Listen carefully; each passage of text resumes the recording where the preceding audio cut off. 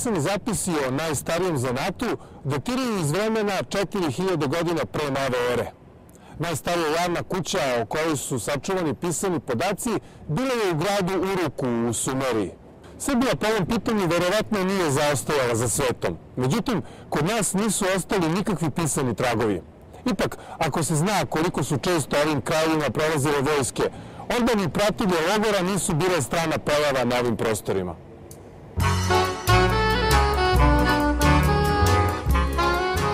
Stav države prema prostituciji u Srbiji nije se menjao vekovima.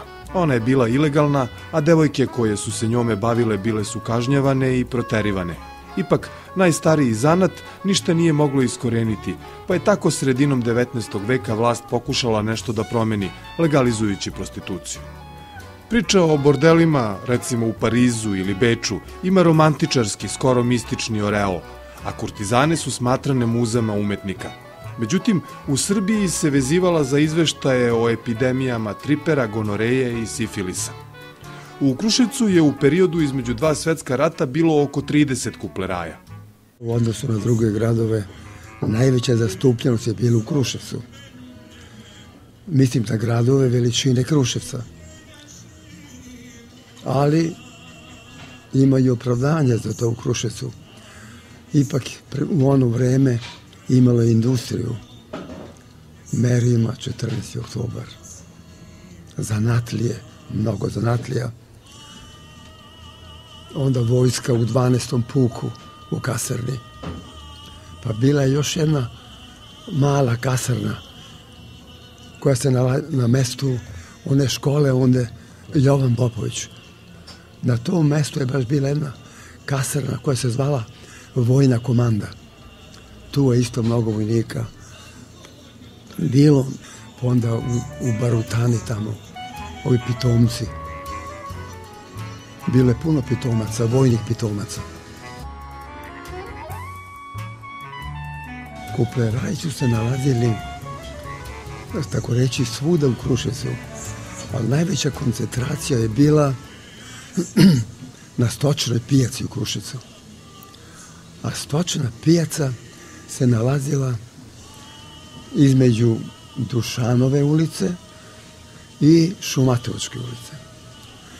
Tu je bilo 4 kupleraja, tako da kažem. 2 zgrade i sada još postoje. Jedna se zove Šumatovac, onda se nalazi na onom ćošku Čupićeve ulice prema onoj školi, a odatle prema parku ima druga jedna zgrada, također koja postoji, to je Okean. Na onom mestu gde onaj stomatolog sada radi, u Šumatovačkoj, tu su bile 2 kafane. Jedna se zvala Okean, a druga Iber. Imali ste, recimo, Hotel Beograd. Hotel Beograd, to je bio na mestu preko puta Komercijalne banke gde je sad Deva. Dalje, preko puta Merkura dole, to je otac jednog mog školskog druga, držao javnu kuću. Dalje, nekada se zvalo Car Lazar kafana, sada se zove Hotel Palace. Dalje na Rasinskom trgu je bila jedna zgrada. Rasinski trg, to je sada ovo, sad se to zove Kosturnica. Tu je bila jedna zgrada, sećam se, žuta obojena. A nisam rekao za ovu stočnu pijacu gde se nalazila, tu je u centru bila jedna vaga koja se zvala Gornja vaga. Za razliku od ove donje vage koja je bila kod donje Jugopetrola. Na Bome. I tu su seljaci dovozili kola, grožđe, kukuruz i tako dalje, merili ta kola. A kad je stočna pijaca, postoje specijalne stubovi za koje su zavezivali stoku koja se prodavala. A A devojke, kao devojke, tražili su svoje mušterije i onda one ispred kafana sednu, malo se razgolite, puše i tako dalje. Bilo je mnogo kafana u to vreme u Kruševcu. Neke kafane su se bavili ilegalnim radom. Držali su po jednu, dve i tako dalje. Ja znam i Hotel Pariz, pazite, koji je važio kao... Imali su jednu prostoriju gore na spratu koja je služila za te namene. To znam sigurno. Da, legalni bili potpuno. Nisu proganjani vlasnici tih kupleraja. To su bile obične kafane, pravo da kažem. Nisu to bile neke, kao ovo na televiziji što gledamo. Opremljeno unutra, besno, odnosno kauči, slike i tako dalje. Ne, to su bile obične kafane. Ali sve te kafane imali su svoje posebne prostorije u kojima su te prostitutke spavale, stanovale. I one su svoje klijente vodile u svoje sobe. Tako da su one jedno od druge bilo odvojene. Neka imala veći broj, a neka imala manji broj prostitutki. Ali one su jedne odlazile, druge dolazile.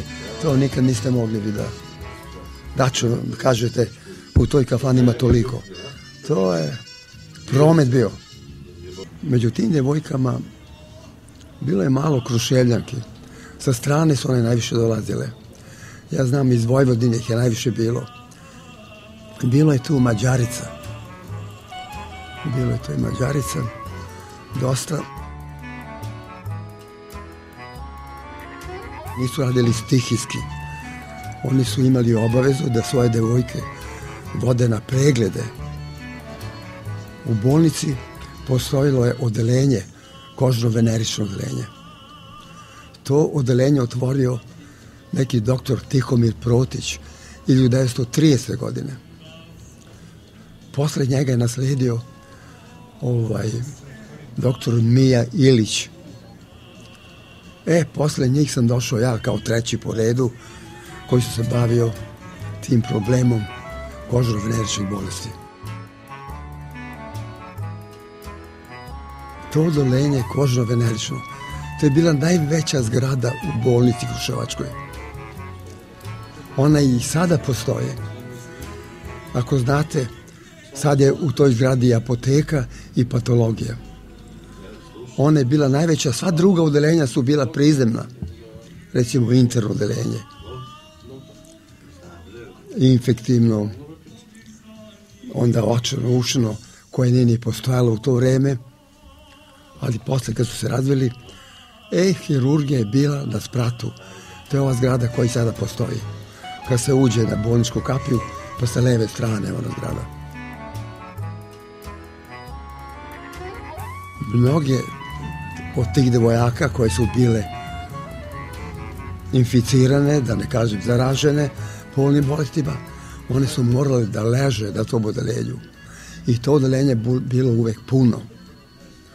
A znate, po zakonu kožno-venerične bolesti mora da se leče. I sve te devojke su dolazile na pregled. To je obično bilo četvrtkom. I svake od njih imala svoj karton. A da vam kažem, to je ovako jedan interesantan događaj. Kad su išli na pregled, gazde njihove su njih stavljale u fijakere. Pa i kroz ceo glavnu ulicu vodili prema bolnici. A mnoga gospoda, odnosno klijenti koji su išli kod njih, oni su sedeli ispred kafana, pijuckali pivo ili tako dalje i kibicovali su, gledali su i oni su tako birali koja ih interesuje.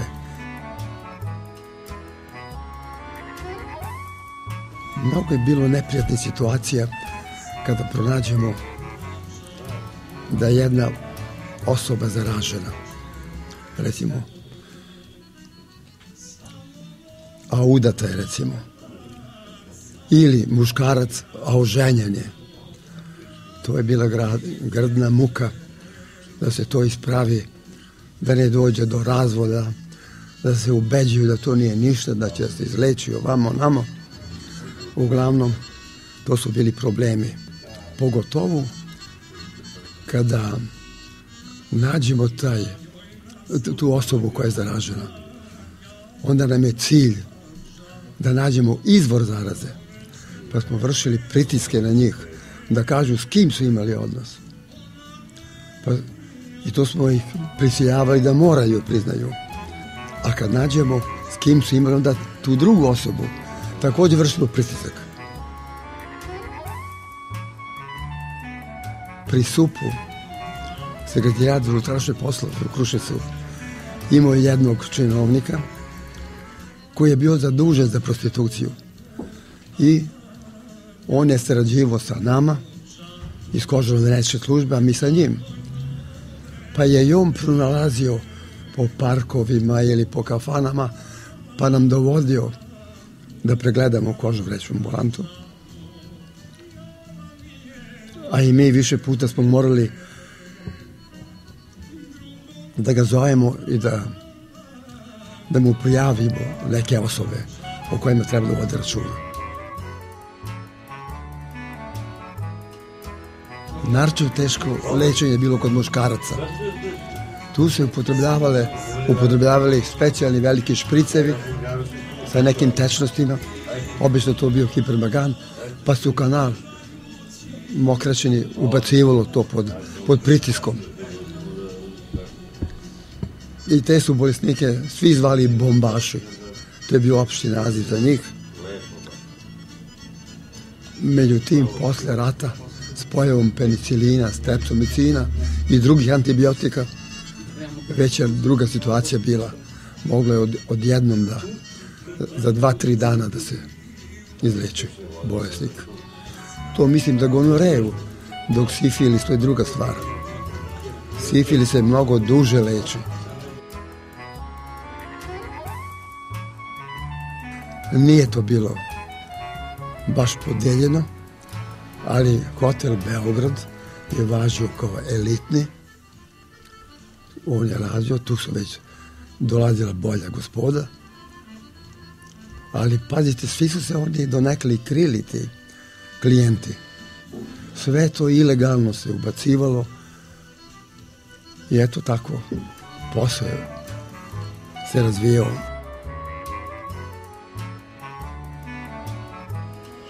Pa i one su bile svakojako. Nisu to bile baš neke lepotice. To su bile teške situacije u njihovim porodicama. Mnogi od njih su bile razvedene, nisu imale nikakav posao i odale su se bile prostitucije, odnosno prodaj svog tela. Među njima je bilo lepo obučenih, pravih dama, ali bile su i ove malo prostije, znate. Ali i one su imali svoje pacijente, odnosno svoje klijente. I te koje su bile malo ružne. Svi su znali da tako mora to da bude. Nisu imali od čega da žive, znate. Možda zamislite kad čak iz Vojvodine dolazile, Mađarice.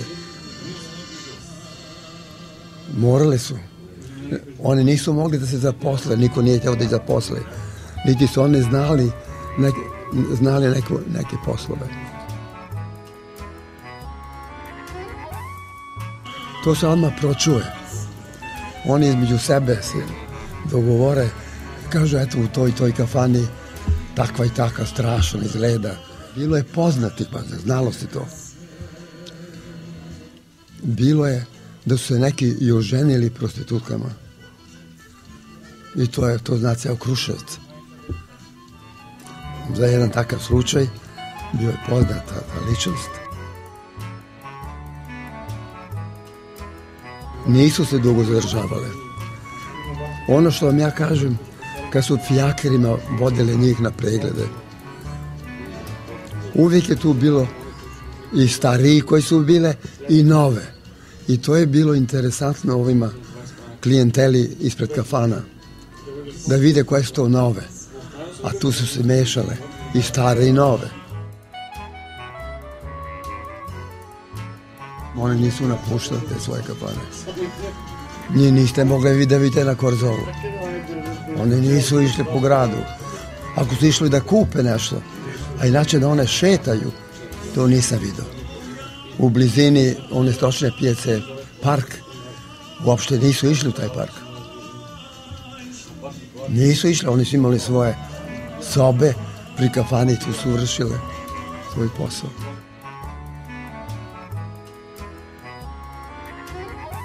Pa nisu hteli ljudi o tome.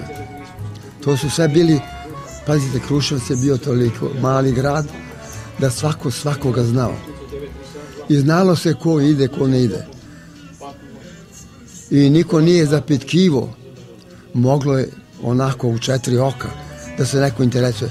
Ali javno da nekoga, da priča za nekoga i tako dalje, nije to bilo.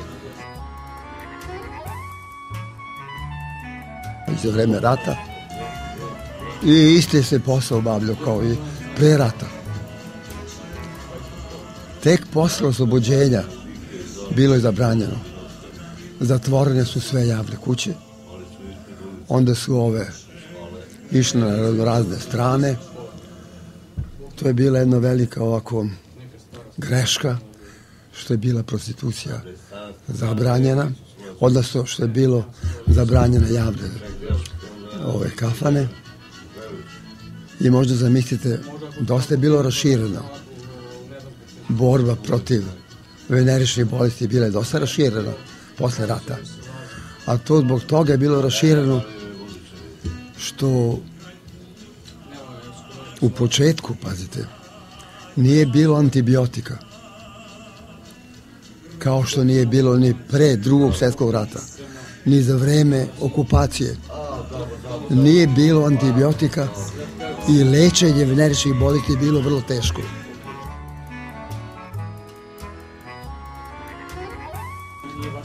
Koliko je meni poznato, nije bilo nekih nasilja u to vreme. One su vršile svoj posao, gazda je uzimao pazar, išli su na preglede, svako od njih je morao da ima svoj karton. Svaki klijent koji je dolazio u javnu kuću mogao je da traži kamo da vidim da li nije zaražena. Ali ima i takvih klijenata koji su ili bili pijani ili ga baš briga da li je ona zaražena ili nije, njemu se svidela i tako to obavljao je posao svoj. Bilo je rasprostranjeno, negde manje, negde više, a rekao sam vam za gradove veličine Kruševca. Kruševac je bio najviše ovako zastupljen sa tim veneričnim bolestima. Pazite, venerične bolesti i te prostitutke, one postoje od kad postoji svet. Zato se to i kaže najstariji zanat na svetu. Prema tome, bilo koja država, bilo koji grad i tako dalje, imali su prostitutke.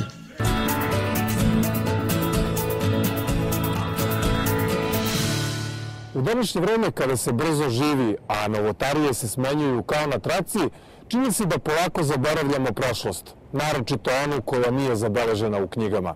Kako slika zamenjuje 1000 reči, fotografije su odličan način da se zaviri u prošlost. Imajući to na umu, jedan mladi Kruševljanin spojio je savremenu tehnologiju i istoriju, pa je napravio Facebook stranu pod nazivom U vremenu starog Kruševca.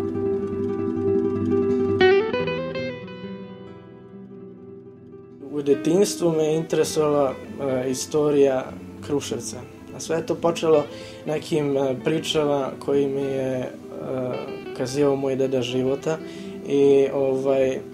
i smatrao sam da kako da kažem, to je jedna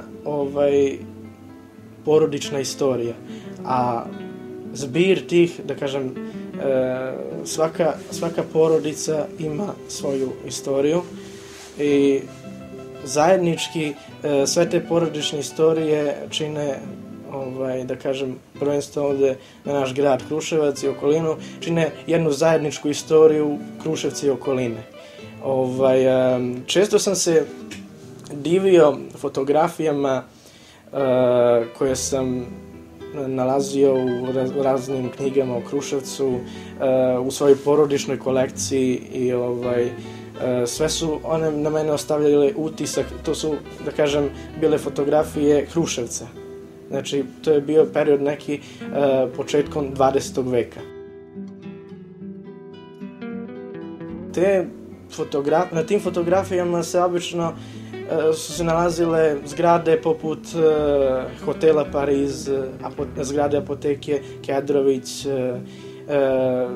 čuvene trgovine, čuvenog trgovca i vidara i lekara Gojka Vlajića, kuće Simić, poznate krojačnice i veletrgovine Louvre Milutina Uroševića. I to je na mene onako najviše ostavilo jedan utisak da razmišljam kakav je to Kruševac bio u periodu, zašto u periodu, znači, početkom 20. veka, pa i pre, što da ne. Smatram da taj grad ima neku svoju priču. I često sam se pitao zašto to sada nema, zašto ne postoje te zgrade. Međutim, ni danas nisam uspeo da dobijem neki realan odgovor zbog čega je to porušeno. Te onda dođe i taj januar 2013. kada sam rešio da otvorim stranicu u vremenu Starog Kruševca, pre svega da podelim svoju radost sa ostalim ljudima, kako starijom populacijom koja je i svedok tog vremena, tako i sa mlađom populacijom koja bi verovatno delila moje mišljenje.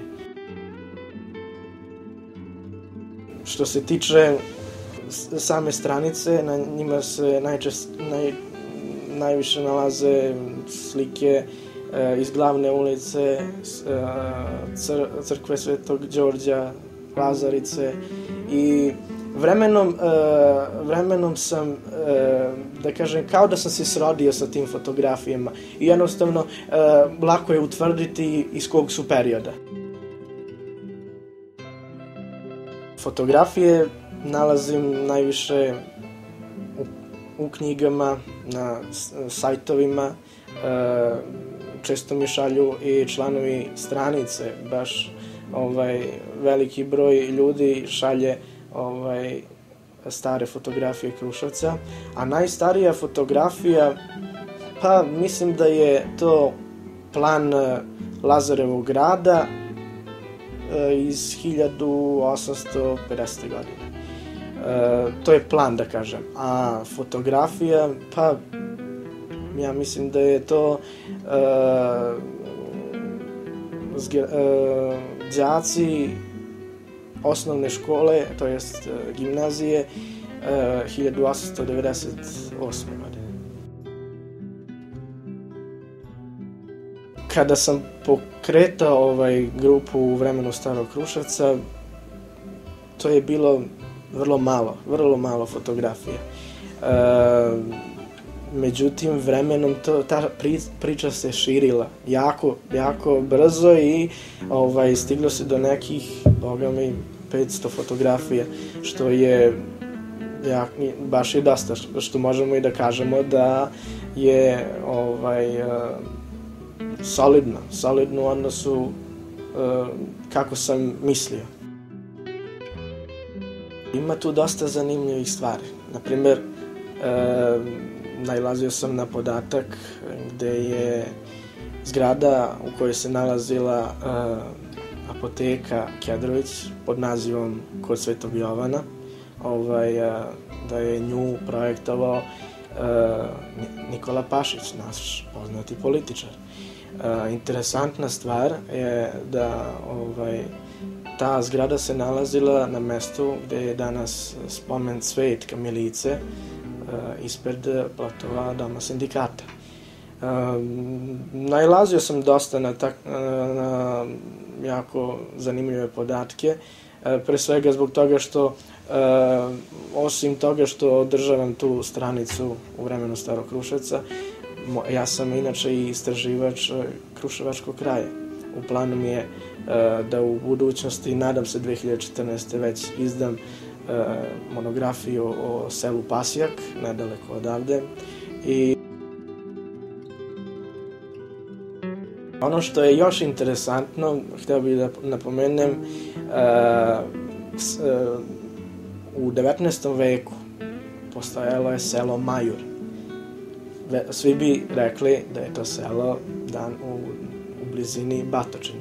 Međutim, to selo je u našoj Kruševačkoj opštini bilo i nalazilo se između današnje Pakašnice i Mudrakovce. To selo je postojalo do polovine 19. veka i ono je najverovatnije nestalo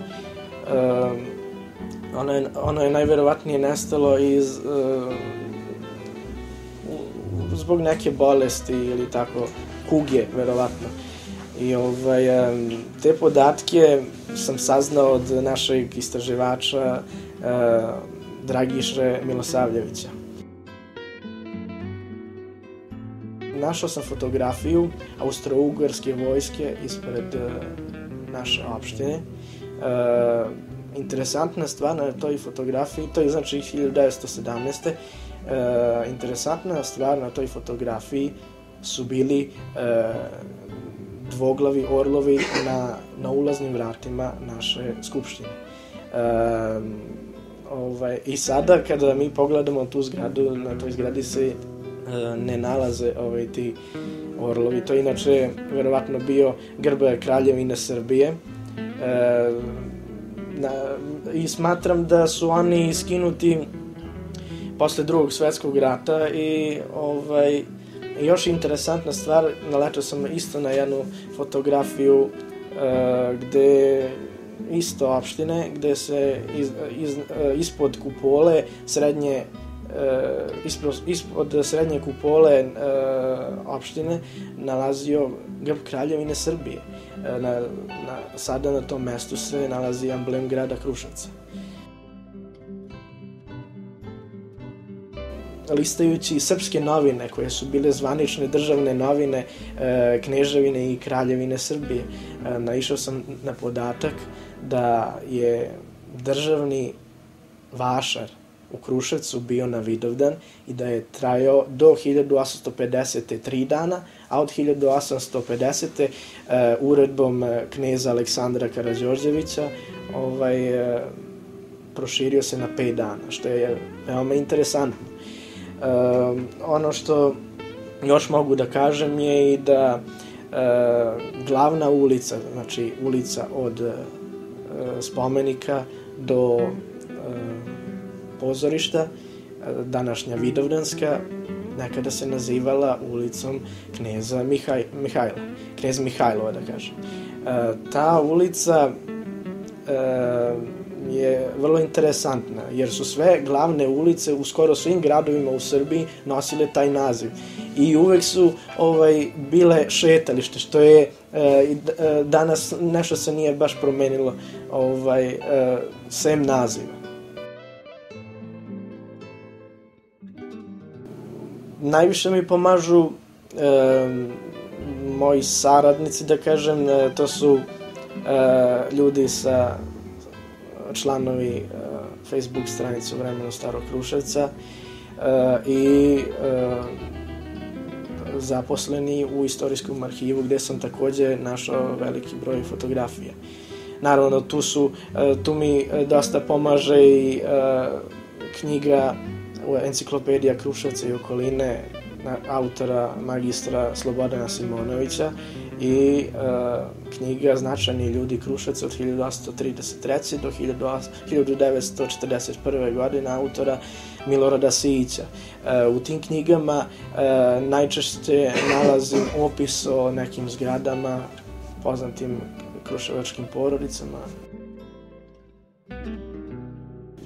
Naravno, tu dešava se da se napravi neki propust. Ja ne mogu da, da kažem, znam sve, jer nisam bio svedok tog vremena kada je nastala, na primjer, ta fotografija. Treba ostati neutralan, u smislu, mnogo je u našem narodu podela, a smatram da bi trebalo da ostaneš neutralan i da kažeš onako objektivno šta se nalazi na pomenutoj fotografiji. Mislim da ovo što radim pre svega zbog svog rada, da bar na neki način proširim tu ideju da ljudi saznaju nešto više o prošlosti svog rada. Naravno, na toj stranici se ne nalaze samo fotografije, već i ove zanimljivosti koje sam malo pre pomenuo. Smatram da ljudi koji se uključuju sa strane, ima ih, kažu da, a bili su već u Kruševcu, kažu da je Kruševac mnogo porušen. Glavna ulica u kojoj su se nalazile sve ove zgrade, Hotel Pariz, Louvre i tako dalje, nekako deluju kao, smatram da je to, kako bih rekao, danas bi to bila atrakcija, kao što je, na primjer, Skadarlija u Beogradu, kao što je baš Čaršija u Sarajevu. Mislim da je, sa moje tačke gledišta, tako, izgubio dušu svoju. To mišljenje dele čak i ljudi iz drugih gradova, što je na našu žalost. Mislim da bi najbolje bilo da, ako je sve ovo do sada što imamo od kulturnog nasleđa postoji, mislim da smatram i poručujem ljudima da sačuvamo to što je ostalo, jer grad koji nema istoriju i nema čime da se ponosi, kao da nema svoju dušu.